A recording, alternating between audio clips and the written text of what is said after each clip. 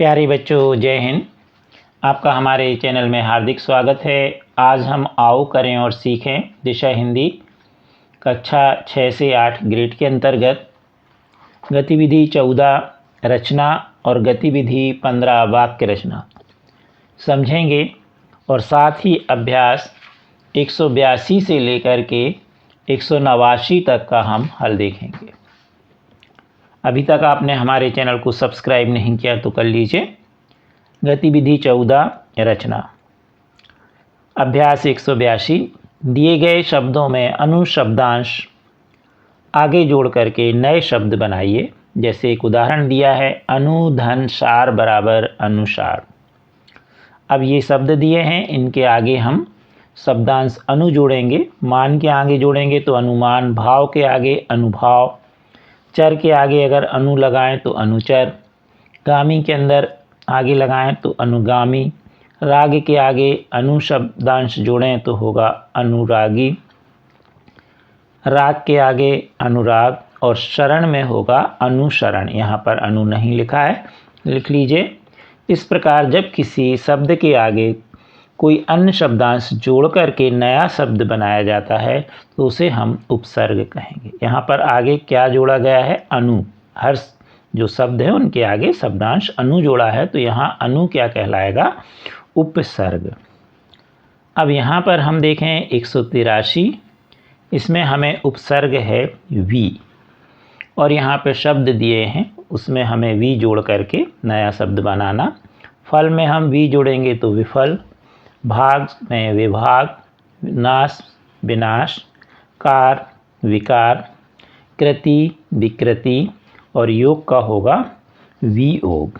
तो इस प्रकार इसमें हम उपसर्ग वी लगा करके और नए शब्द हमने बनाए, नए शब्दों की हमने रचना की।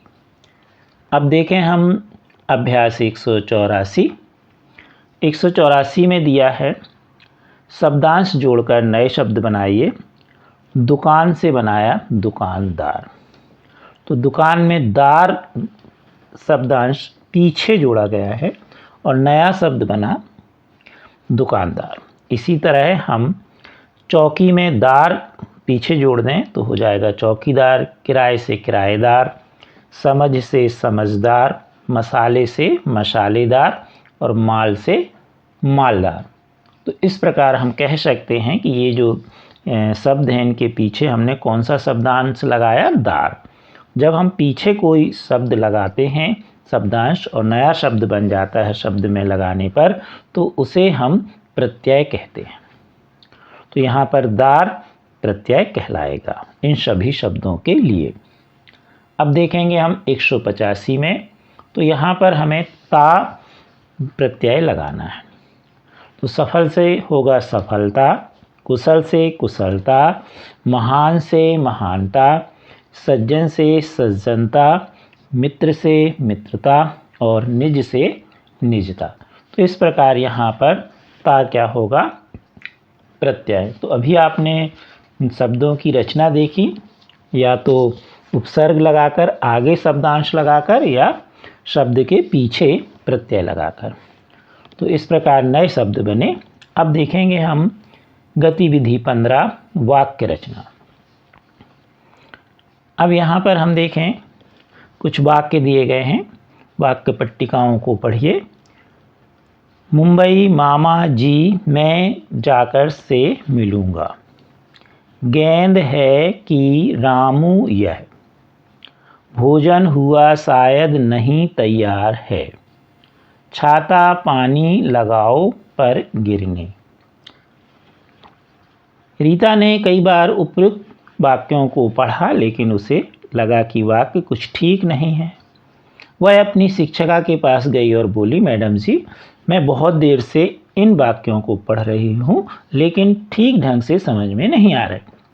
तो जो ऊपर वाक्य लिखे हैं ये क्रमबद्धता अनुसार नहीं, सही क्रम में नहीं लिखे गए हैं। कर्ता, क्रिया और कर्म के अनुसार इनको सही नहीं लगाया गया है, इसलिए वाक्य समझ में नहीं आ रहे रीता के। तो उसने अपनी शिक्षिका को बताया। शिक्षिका ने वाक्य देखे और उन्हें पढ़ा, फिर उन्होंने रीता को बताया कि बेटा यह वाक्य सही पद क्रम में नहीं लिखे हैं, इसलिए तुम्हें समझने में दिक्कत हो रही है। लो मैं इन्हें फिर से लिख देती हूँ। और उन्होंने पहले वाक्य में लिखा, मैं मुंबई जाकर मामा जी से मिलूँगा। दूसरे को सही करके लिखा, यह गेंद रामू की है। अगले को लिखा उन्होंने, भोजन शायद तैयार नहीं हुआ है। अगला, पानी गिरने पर छाता लगाओ। अब उन्होंने उन ऊपर वाले सभी वाक्यों को सही क्रम में रख दिया। अब अरे वाह, यह कैसे हुआ? रीता खुश हो गई। उसने खुश होकर पूछा। तब मैडम जी ने कहा, मैंने इन शब्दों को सही पद क्रम में जमा दिया है। चलो अब तुम भी कुछ वाक्यों को सही पद क्रम के अनुसार जमाओ। अब इसी के अंतर्गत हम देखेंगे 186 नंबर अभ्यास। यहाँ पर बॉक्स में लिखा है, देखा है पहले मैंने कहीं भी आपको। तो ये सही पद क्रम नहीं है, तो इसे हम कैसे जमाएंगे? आपको मैंने पहले भी कहीं देखा है। तो इस तरह से सही पद क्रम हो जाएगा। दूसरे में है, मेरा है माह जन्मदिन अगले माह। तो यहाँ हम लिखेंगे मेरा अगले माह मेरा जन्मदिन है। ठीक, यहाँ माह 2 बार लिख गया है तो 1 बार कर दीजिए। तो इसका सही होगा, अगले माह मेरा जन्मदिन है। अब इसी क्रम में हम देखें 187 नंबर वाला अभ्यास। रात जा भोपाल मैं हूँ रहा आज। तो इसको सही क्रम में रखेंगे तो क्या बोलेंगे हम? सबसे पहले लिखेंगे, आज रात मैं भोपाल जा रहा हूँ। तो ये सही क्रम होगा। पढ़ती राधा शबनम और साथ साथ हैं दोनों। तो अब इसको सही जमाएं, राधा और शबनम दोनों साथ साथ पढ़ती हैं। तो ये सही क्रम होगा। अगला है, राजधानी दिल्ली नई भारत की है। तो यहाँ होगा नई दिल्ली भारत की राजधानी है। तो ये सही क्रम में पद क्रम में शब्दों को आपको जमाना है। अब देखें इसी के अंतर्गत 188 नंबर वाला अभ्यास। तो इसमें ये कह रहे हैं, दिए गए वाक्यों को पढ़िए, सही पद क्रम वाला जो वाक्य है उसे पहचानिए और बॉक्स में सही का निशान लगाइए। चाहिए मिलजुल हमें कर रहना, और नीचे लिखा है हमें मिलजुल कर रहना चाहिए। तो निश्चित तौर पर ये दूसरा जो वाक्य है वो सही है पद क्रम में, तो इसमें हम सही का निशान लगाएंगे। अगला है, कोई व्यक्ति भूखा नहीं रहेगा, और नीचे लिखा है व्यक्ति भूखा कोई रहेगा नहीं। तो इसमें सही क्या है? कोई व्यक्ति भूखा नहीं रहेगा। अगला है, पेड़ है छाया देते हमें, और उसी के नीचे लिखा है पेड़ हमें छाया देते हैं। तो सही क्या होगा इसका? पेड़ हमें छाया देते हैं। तो यहाँ पर ही इसको सुधार लीजिए, गलत लग गया है, इसमें कर दीजिएगा। होली बच्चों का प्रिय त्यौहार है, और नीचे लिखा है प्रिय त्यौहार है होली बच्चों का। तो इसका सही होगा होली बच्चों का प्रिय त्यौहार। तो ये वाला सही है। अब देखें अभ्यास 189। चित्र देखिए, 5 वाक्य लिखिए। तो इस चित्र को आप देखिए अपनी किताब में और अपने अनुसार 5 वाक्य लिखिए। हमने लिख दिए हैं। ये स्पष्ट है, ये किसका चित्र है? एक मेले का है। तो यह एक मेले का दृश्य है। फिर है, इसमें आप देख रहे हैं बहुत सारे झूले लगे हैं। एक ये भी लगा है, एक ये भी लगा है।